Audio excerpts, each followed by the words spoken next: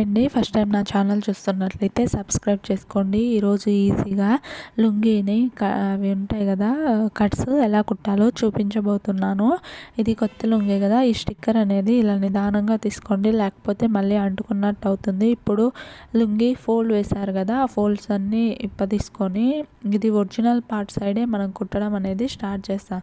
First layer second layer కన్నా కొద్దిగా అంటే వేలు మందం ఎక్కువ తీసుకొని ఇక్కడ ఒక 1/4 ఇంచు లోపలికి ఉండేలాగా స్టిచ్ వేసుకోండి. ఫస్ట్ స్టిచ్ అనేది వీడియోలో చూపించిన విధంగా అక్కడ 1 ఇంచ్ అదే ఒక వేలు మందం ఎందుకు స్టిచ్ గ్యాప్ పెట్టాను అంటే, ఇది ఫోల్డింగ్ అనేది మనం ఇటు సైడ్ మర్చినప్పుడు 2 అయితే లావుగా వస్తాయి, ఒకటే అయితే సన్నగా వస్తుంది.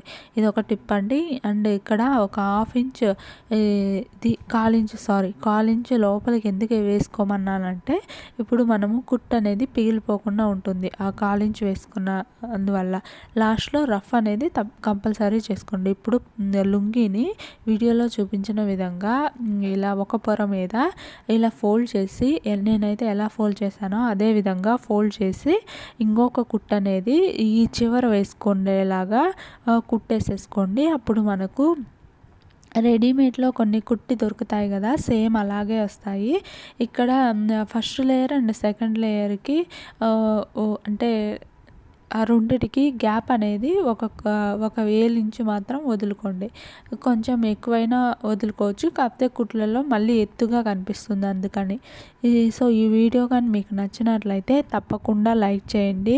ఫస్ట్ టైం నా ఛానల్ చూస్తున్నట్లయితే సబ్స్క్రైబ్ చేసుకోండి. ఇంకేమైనా డౌట్స్ కానీ మీకుంటే స్టిచ్చింగ్లో తప్పకుండా కామెంట్ సెక్షన్లో కామెంట్ చేయండి. నన్ను సపోర్ట్ చేసిన ప్రతి ఒక్కరికి థ్యాంక్ యూ అండి. వీడియో అనేది పూర్తిగా ఎక్కడ స్కిప్ చేయకుండా చూడండి.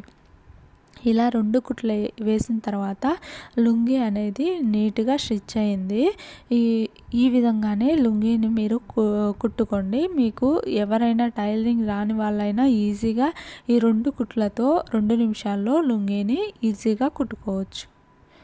ఇలా లాస్ట్ అయిపోయింది కదా, ఇక్కడ కూడా రఫ్ చేసేసుకోండి. ఎప్పుడైనా starting point and ending point కూడా రఫ్ చేసేసుకొని ఈ విధంగా వచ్చిందండి. కుట్టు కూడా కనిపించలేదు. Thank you for watching.